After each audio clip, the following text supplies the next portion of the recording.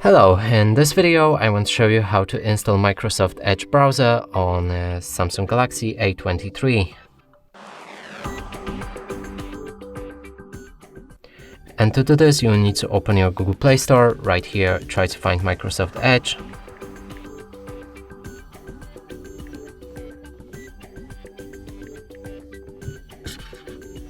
Select it and download it.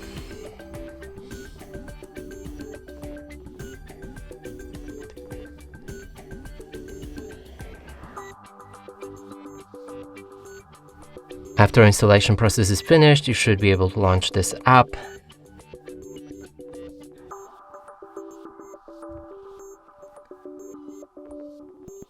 Here you can sign in to turn on synchronization between other devices or browsers.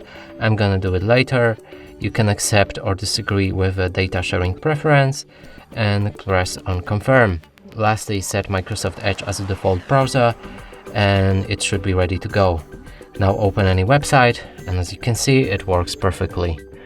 And that's it for this video. Hope you like it. Please consider subscribing to our channel, leave a like and a comment below.